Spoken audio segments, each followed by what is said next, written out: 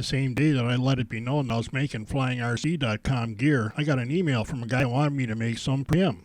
And as usually turns out in radio control, it took way more to do this than I thought. But with the right software and equipment, you can do some spectacular things on t-shirts, hats, and mugs. And since I have to pay for all the equipment, making stuff for other people made sense. Of course, to start with, we need a picture, but you don't need a fancy one. Even a good cell phone picture will work. Making this easier is that I already had the high-dollar graphics software. Trying to cheap out on this stuff makes it look like it was done with crayons. I can tweak the image and add text and stuff, but the better the image we start with, the better the end product is going to be. Always take the picture at the highest resolution you can, and make sure it's your image, not one you swipe someplace. As you might suspect, we need specialized ink for this process. I found out quickly that a cheap printer just ain't going to get it for this process. And I needed one I could get an exterior ink supply system for. To get these images right on t-shirts and that, we have to lay down quite a bit of ink. And the printer has to be wide format because simple copy paper isn't going to do it. And we not only need special paper, we need specially big paper. And it's a specialized paper that's designed just for this ink and for the high temperatures and pressures used. A printer with this kind of paper size versatility gives me lots of options when I'm making things.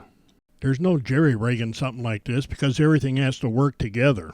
Between the amount of detail we want and the amount of ink that has to be laid down to get that, it takes a little while for this to print.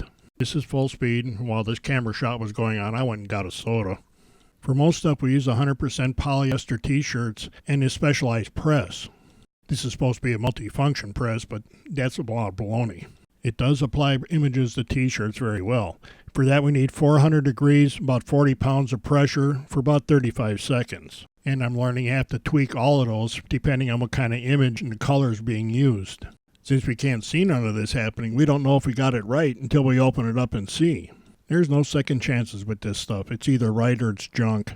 And now that I'm using all the right things and got some experience, the image came out perfect. There's just no substitute for using all the right equipment and supplies. I tried lots of cheap stuff along the way, none of it worked like this. Once we have the image design, we can resize it for use on hats and mugs too. People like putting all sorts of things on hats, so I knew I had to have that capability as well. This is a design I made for my new Viper. My original heat press came with a hat attachment that sucked. Then I found a good one, and it works great. Once again, the good machine works very well, the other one doesn't. The hat press also generates around 400 degrees for 35 seconds with about 45 pounds of pressure. And once again, we had to open it up to see if we did it right. Doing it right is a lot easier with the right machine. It still kind of amazes me whenever I pull the paper off and we got that image in the fabric. Under heat and pressure, this ink actually turns to a gas. I don't really know what that's all about, but it works. Something else I can do is to put this image on a ceramic mug. And it should come as no surprise that there's a special machine for that to do it right. This machine is capable of temperatures over 400 degrees with lots of pressure for like 170 seconds. With the image taped to a blank mug, we put that in the press. Apply the pressure and then set the timer in motion. When the timer is done, we relieve the pressure and carefully take the mug out. You learn to be real careful when you realize that everything but the handle is at right around 400 degrees. And here again, we don't know if we did this right until we get it open and see what the image looks like. And notice that the image looks like it's under glass.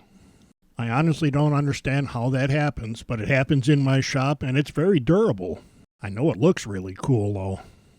And all the processes you've seen here is how we do all the flyingrc.net gear items too.